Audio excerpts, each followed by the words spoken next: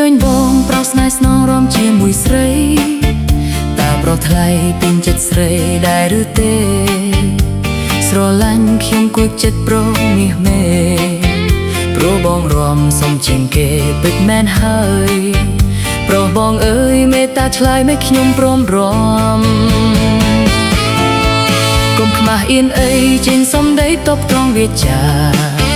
ស្រស់ពុំងារកុំរេរាខ្ញុំរងចាំឈុតអៀនហាស្ទៃចេញប្រាប់មកខ្ញុំអាចសុំស្គាល់ឈ្មោះប្របើបានឬទេ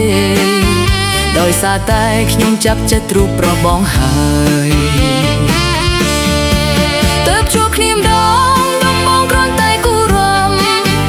បើសន្សុំធ្វើមិត្តខ្ញុំបានទេបងអើយបើមិនប្រកាន់ប្រាប់ឈ្មោះផងណាត្រានត្រៃកុំព្រួយឡើយបានដឹងហើយមិនប្រាប់គេទេស្រីផ្សេងគេចង់ស្គាល់ដែរណាប្រនិមល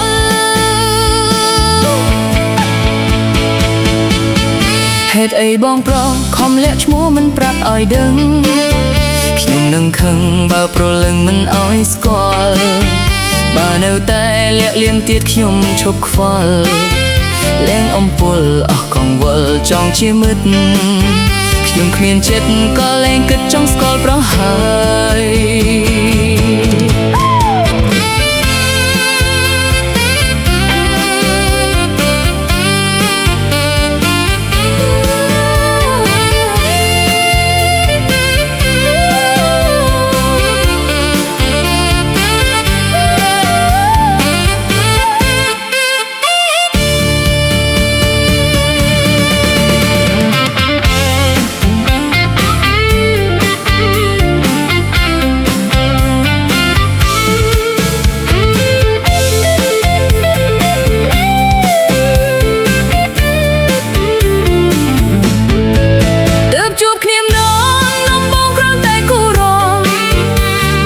សុំធ្វើមិត្តខ្ញុំបានទេបងអើយ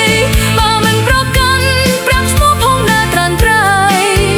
កុំព្រួយឡើយបានដឹងហើយមិនប្រាប់គេទេស្រីផ្សេងគេចង់ស្គាល់ដែរណាប្រនិមលហេតុអីបងប្រុសខំលាក់ឈ្មោះមិនប្រាប់ឲ្យដឹងខ្ញុំនឹងខឹងបើប្រលឹងមិនឲ្យស្គាល់បើនៅតែលាក់លៀមទៀតខ្ញុំឈប់ខ្វល់លែងអំពុលអស់កង្វល់ចង់ជាមិត្តខ្ញុំគ្មានចិត្តក៏លែងគិតចង់ស្គាល់ប្រហើយ